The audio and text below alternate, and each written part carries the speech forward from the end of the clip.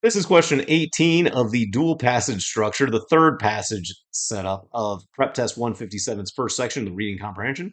We read the question stem at this point with our highlight tool selected.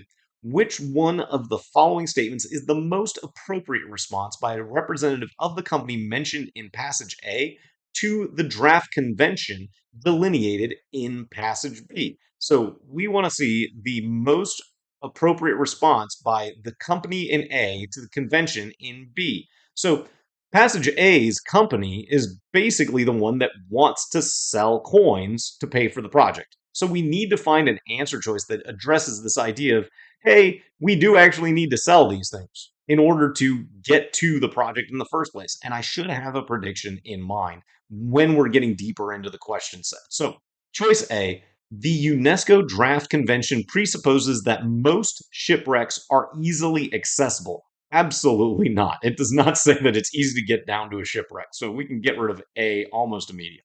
Next, choice B, it is better to preserve shipwreck artifacts in situ than to recover them because artifacts deteriorate less quickly in the cold water of the deep ocean than they do when they are exposed to air. Well, no, we're not preserving the artifacts in situ. We're recovering them. We want to bring them up and then sell off the coins. So choice B is absolutely a reversal as well. So then we just scroll down and frame up C through E. If an archaeological project recovers 1,000 gold coins that are virtually identical, it is justifiable to keep representative samples for museums and sell the rest to pay for the project. Absolutely. And that's because we remember that passage B, that UNESCO doctrine, says that it's forbidden to sell things. And this company obviously is planning to sell some things and should have a response to say why, and choice C provides that. So hopefully we can select it proactively, understanding the relationship between the passage as well. Now we're just going to go through D and E briskly, seeking reasons to eliminate and eliminating as soon as we find one. Whenever an agreement includes the government of a sovereign state, activities engaged in under that agreement do not fall within the scope of the UNESCO Draft Convention. That's extreme. It's not saying that the author of passage A would basically just get rid of and ignore that UNESCO Draft Convention, so we can eliminate choice D for that reason.